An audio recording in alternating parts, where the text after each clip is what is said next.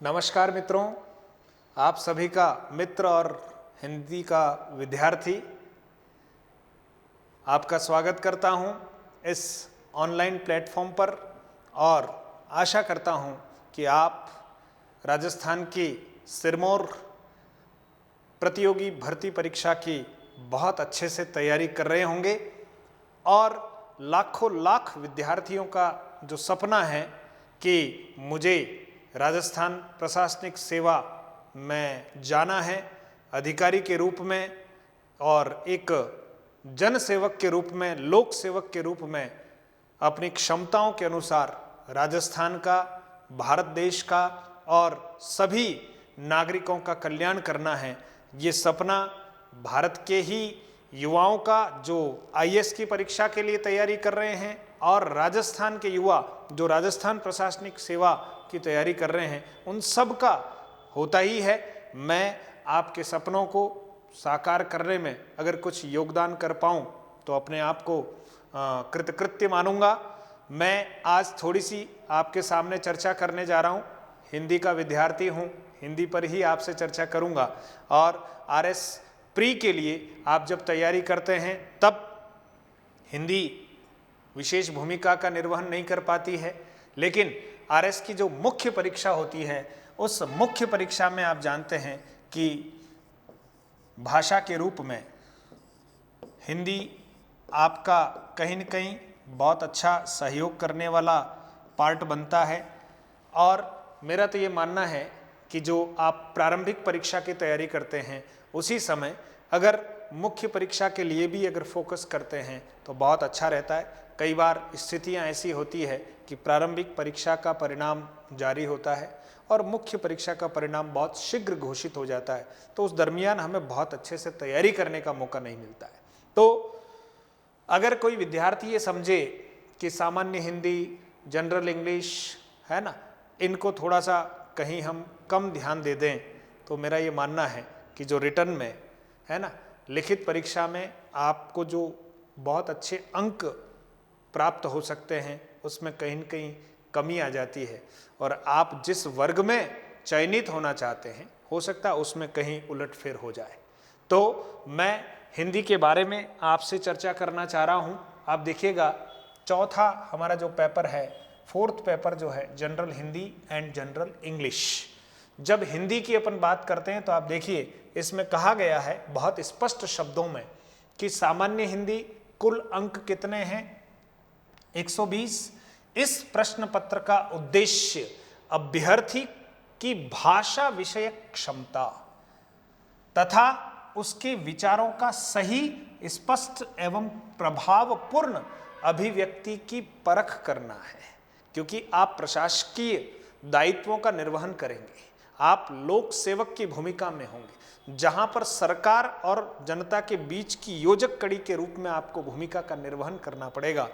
तो आपकी अभिव्यक्ति, आपकी सोच, आप किस तरह के शब्दों का इस्तेमाल करने वाले हैं, कैसे कम शब्दों में अधिक बात कहने की कला आप में आनी चाहिए, या कई बार बहुत सारे शब्दों को संक्षिप्त में कैसे हम कह दें, या कई बार कम शब्दों को कैसे अधिक रूप में विस्तृत करके आम जन को हम संतुष्ट कर पाएंगे। तो आपकी जो भाषा विषयक क्षमता है उसको परखने का एक जरिया आरएस मेंस में बनाया गया है हमारे विद्वत लोगों के द्वारा, सिलेबस निर्माणकर्ताओं के द्वारा। तो आप देखिएगा इसके 3 पार्ट किए गए हैं, 3 भाग किए गए हैं। तो 3 भागों में आप देखिएगा, एक है भाग अ। मैं यहीं पर आपको थोड़ा समझाने का प्रयास करूंगा। भाग अ, अंक भार कितना, 50, यानी पहले भाग का अंक भार 50 है, दूसरे भाग का भी अंक भार 50 है और तीसरे भाग का अंक भार कितना है, 20, यानी 120 अंकों की तैयारी हम करना चाहते हैं। तो हिंदी की तैयारी हम कैसे करें इसके बारे में थोड़ी सी चर्चा आज मैं करना चाहता हूं। तो आप देखिए सबसे पहला काम, क्योंकि इस सम्मानित भर्ती परीक्षा की तैयारी करने वाले मेरे सारे विद्यार्थियों को मैं व्यक्तिशः कई विद्यार्थियों को जानता हूं, ऑफलाइन क्लासेज में उनका मार्गदर्शन करने का मुझे भी अवसर प्राप्त होता है। तो मैं ये मानता हूं कि बहुत गंभीर प्रवृत्ति के साथ, जिम्मेदारी के साथ इस प्रतियोगी परीक्षा की तैयारी करनी है। लेकिन बहुत अधिक तनाव नहीं लेना है।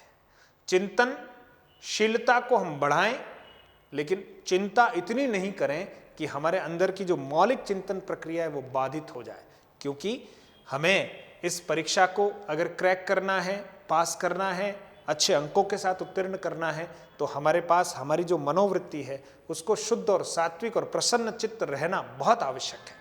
तो सबसे पहले हम सिलेबस पर जब चर्चा करते हैं तो आप देखिए आपके सामने पहला जो बिंदु है वो है संधि एवं संधि विच्छेद।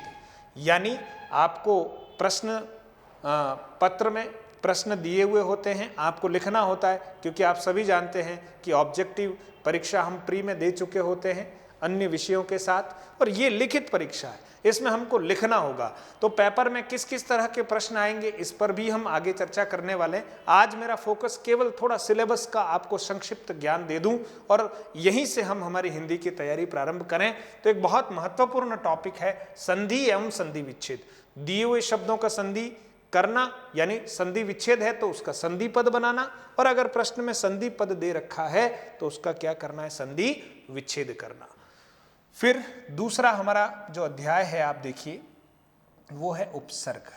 उपसर्गों का सामान्य ज्ञान, उनके संयोग से शब्दों की संरचना और शब्दों में विद्यमान उपसर्गों को क्या करना, पृथक करना।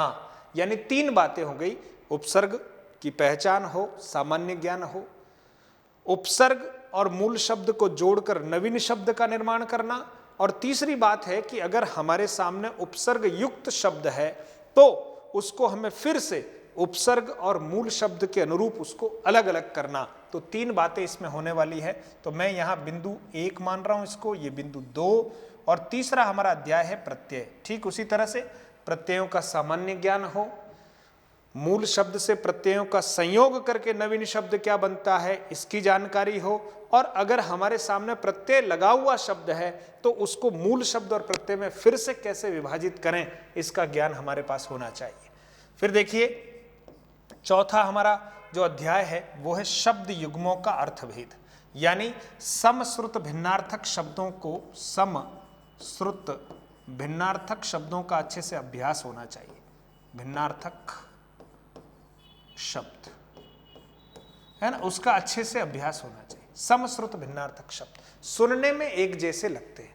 आपने परीक्षाओं में आए हुए पुराने जो पेपर्स हैं उनका अध्ययन किया होगा, और आपको सीधा आपके सामने रखा जाता है परीक्षा, परीक्षा है ना। अब दोनों का आपको अर्थ लिखना है, तो आप देखिए आपको अर्थ लिखना है, इस परीक्षा का अर्थ है कीचड़ और इस परीक्षा का अर्थ है परख, जांच या मूल्यांकन।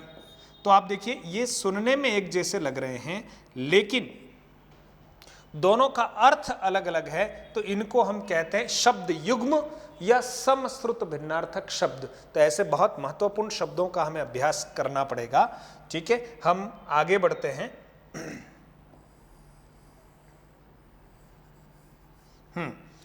आगे बढ़ते हैं। देखिएगा पांचवा जो हमारा महत्वपूर्ण यहां बिंदु है वो है एक वाक्यांश के लिए एक सार्थक शब्द। अंग्रेजी में इस बात को हम कहते हैं वन वर्ड, यानी हमें वन वर्ड्स की अच्छे से तैयारी करनी है। जैसे पहाड़ के नीचे की समतल या ढालू जमीन, ये प्रश्न में आया है। पहाड़ के नीचे की समतल या ढालू जमीन, इसको हम एक शब्द में क्या कहने वाले हैं, तो इसको हम एक शब्द में क्या कहने वाले हैं, इसको कहने वाले हैं उपत्यका। उपत्यका है ना। तो ये एक शब्द है, वन वर्ड है। उपयुक्त शब्द, सार्थक शब्द का चयन करके हमको वहां लिखना है। या कभी ऐसा हो सकता है कि उपत्यका शब्द का वाक्यांश आपको बनाना है कि किसको कहते हैं उपत्यका, तो फिर हमें लिखना पड़ेगा कि पहाड़ के नीचे की समतल या ढालू जमीन। तो हमें बहुत सारे वाक्यांशों और उसके सार्थक शब्दों का अभ्यास करना है, हम कक्षाओं में जरूर करने वाले हैं। फिर आप देखिए छठा हमारा पार्ट है, यहाँ भाग है वाक्य एवं शब्द शुद्धि। यानी ये दो बातें हैं, शब्द शुद्धि और वाक्य शुद्धि, दो महत्वपूर्ण यहाँ ये टॉपिक है। विभिन्न व्याकरणिक अशुद्धियों वाले वाक्य एवं शब्द को शुद्ध करना, यानी हमारे सामने अशुद्ध वाक्य हैं तो उनको फिर से शुद्ध करके लिखना है, हमारे सामने शुद्ध अशुद्ध शब्द लिखे हुए हैं उनको फिर से कैसे शुद्ध करना है। ये शब्द शुद्धि एक नया जुड़ा हुआ पार्ट है, बहुत महत्वपूर्ण है, क्योंकि हम लिखते तो अगर हमारा माध्यम हिंदी है तो हम अन्य विषयों को भी किस भाषा में लिख रहे हैं, हिंदी में। तो आप सोचिए, भले ही आप भूगोल का कोई प्रश्न लिख रहे हो और आप सोचिए आपने लिखते समय भूगोल ऐसा लिखा, तो आप सोचिएगा कहीं न कहीं हमारा जो मूल्यांकन होता है उसमें कहीं न कहीं ये भाषा बहुत महत्वपूर्ण रोल अदा करती है। आपको भूमि लिखना था और आपने भूमि ऐसे लिख लिया, तो आप सोचिए आपने ठीक नहीं किया है। अब हिंदी भाषा का ज्ञान अगर आपका बहुत अच्छा हो तो आप अन्य विषयों की जो परीक्षा लिखित माध्यम में देने जा रहे हैं उसमें भी तो आप शब्द को शुद्ध लिखेंगे। इसलिए साथियों, हिंदी का अध्ययन बहुत रुचि के साथ कीजिएगा, क्योंकि ये अन्य आपकी परीक्षा में जो अन्य पेपर्स हैं उसको लिखने में भी ये हिंदी जो है बहुत मदद करने वाली है। आपकी ड्राफ्टिंग अच्छी हो जाएगी, आपके शब्द जो हैं उसका चयन अच्छा हो जाएगा, वर्तनी अच्छी हो जाएगी, वाक्य का निर्माण अच्छा हो जाएगा। तो आप सोचिए जो पेपर को चेक करने वाला है वो तो आपकी भाषा शैली से ही गदगद और प्रभावित होने वाला। हमें उसे अपने उत्तर के माध्यम से प्रभावित करना है, तो हमें जरूर ध्यान देना है, हिंदी को बहुत अच्छे से पढ़ना है। ये दोनों ही ठीक नहीं है, इसको ये फिलहाल ठीक नहीं है, इनको ठीक करना है तो मात्रा क्या करनी पड़ेगी, बड़ी करनी पड़ेगी। तो आप इस बात पर ध्यान देंगे। फिर देखिए 7वां इसमें बिंदु है मुहावरे एवं लोकोक्तियाँ। इसका अनुप्रयोग करना है, यानी हमारे सामने हो सकता है 2 मुहावरे 2 लोकोक्ति दे दी जाए और कहा जाए कि इनका वाक्यों में प्रयोग कीजिए, है ना। वैसे अर्थ कम ही पूछे जाते हैं, लेकिन अर्थ पता नहीं हो तो वाक्यों में प्रयोग भी ठीक नहीं हो सकता। तो हमें तैयारी करते समय लोकोक्ति मुहावरों को पहचानना, उसके अर्थों को ध्यान में रखना और उसका वाक्य में प्रयोग किस तरह से कर सकते हैं, इस पर हमें चर्चा करनी है। फिर आप देखिए अगला हमारा पार्ट है पारिभाषिक शब्दावली, यानी प्रशासन के संबंध में जो अंग्रेजी शब्द हैं उसके समकक्ष हिंदी शब्द कौन से हैं। तो हमें अंग्रेजी के 4 शब्द दिए जा सकते हैं, उसके समकक्ष हमें हिंदी शब्दों को लिखना होगा। तो प्रशासन के संदर्भ में कार्यालय की भाषा में राजभाषा हिंदी यानी अंग्रेजी के समकक्ष राजभाषा हिंदी में कौन से शब्द का प्रयोग होता है, उसका हमें बहुत अच्छे से अभ्यास करना है। और 9वां हमारा भाग है पर्यायवाची शब्द और 10वां हमारा भाग है विलोम शब्द, है ना। पर्यायवाची शब्द आप अच्छे से जानते हैं, जैसे घोड़ा लिखा और उसके 4 पर्यायवाची शब्द हमको लिखने हैं, तो अश्व, है, बाजी, तुरंग लिखना पड़ेगा, है ना। तो विलोम शब्दों की जब बात आती है तो अवनी लिखा हुआ है उसका विलोम लिखना है अंबर, आकाश लिखा हुआ उसका विलोम लिखना है पाताल, लाभ लिखा हुआ उसका विलोम लिखना है हानि, लेकिन अथ लिखा हुआ है तो इसका क्या लिखना है, क्योंकि ये तो जो बोले वो तो आपने बहुत सुन लिए, लेकिन जहाँ अथ शब्द है और कहा गया कि इसका विलोम लिखिए तो अभ्यास हमें करना पड़ेगा। अथ का अर्थ होता है प्रारंभ, तो इसका जो विलोम है वो समाप्त नहीं लिखना है, हमें इति लिखना है। अब आप कहो कि इति लिखना तो बहुत सरल है, मैं फिर कह रहा हूं मित्रों, आपको ये वाली इति लिखना है। अगर यहाँ पर किसी ने भूलकर ऐसा इति लिख लिया तो आप सोचिए जो सरल दिखने वाली भाषा है वही आपको कहीं न कहीं नंबर नहीं दिलाएगी। इसलिए इस इति का अर्थ अलग है हिंदी में और इस इति का अर्थ अलग है। तो अथ का जो विलोम शब्द हम लिखेंगे वो कौन सा लिखेंगे, इति। इसका अर्थ होता है समाप्त होना और इसका अर्थ होता है देवी आपदा, प्रकोप या बाधा। इसलिए हिंदी खांडे की धार है, तलवार की धार है ना। ये दिखती सरल है लेकिन हम बहुत अच्छे से ध्यान से अभ्यास नहीं करेंगे तो आप देखिए हर बिंदी और हर मात्रा हमको कहीं न कहीं अचंभित करने वाली है। इसलिए बहुत ध्यान दीजिएगा। 50 अंक प्राप्त करने हैं इसमें और 10 पार्ट है, तो मैं औसत बात कर रहा हूं कि एक बिंदु से 5 जो है अंक भार 5 अंक हमको मिलने वाले हैं। अब ये कोई निर्धारित नहीं है, इसमें आगे पीछे हो सकता है, पेपर सेटर के ऊपर निर्भर कर सकता है। किसी एक भाग से 6 अंक के प्रश्न पूछे जाएं, किसी एक से 4 अंक के प्रश्न पूछे जाएं, किसी एक में 2 अंक के प्रश्न पूछे जाएं, वो उनके ऊपर निर्भर करने वाला। लेकिन एक औसत हम कहें 10 बिंदु हैं, 50 अंक का भार है, तो कहीं न कहीं हर बिंदु 5 अंक भार का है। हम बहुत अच्छे से इसकी तैयारी करने वाले। मित्रों, दूसरा जो भाग है वो बहुत महत्वपूर्ण भाग है ना। अब आप देखिए एक औसत अगर हम माने तो प्रथम भाग में 50 में से, मैं तो कह रहा हूं कि हम 50 में से 50 प्राप्त कर सकते और नहीं कर सकते तो कम से कम मेरा तो ये मानना है कि अच्छे से तैयारी करने पर इतने तो प्राप्त करेंगे ही। आप सोचिए, जब संधि विच्छेद अच्छे से पता हो तो सही का सही करेंगे, उपसर्ग का अच्छे से ज्ञान है, प्रत्यय का ज्ञान है, तो अच्छे से आप मान लीजिए। चलो थोड़ा और कम कर लीजिए, 45, इतने तो प्राप्त कर सकते हैं। यानी सबसे ज्यादा हिंदी वाले पेपर में अगर कोई स्कोरिंग पार्ट है जिसमें हम अधिकतम अंकों को प्राप्त कर सकते हैं तो वो भाग अ है। आप इसको बहुत अच्छे से समझ लीजिए, ये नंबरों का खजाना है, यहां से हमें नंबर मिलने वाले हैं। फिर देखिए दूसरा जो हमारा पार्ट है भाग ब, इसमें भी अंक भार कितना है, 50। अब आप देखिए इसमें पहला हमारा जो बिंदु है वो क्या है, संक्षिप्तीकरण।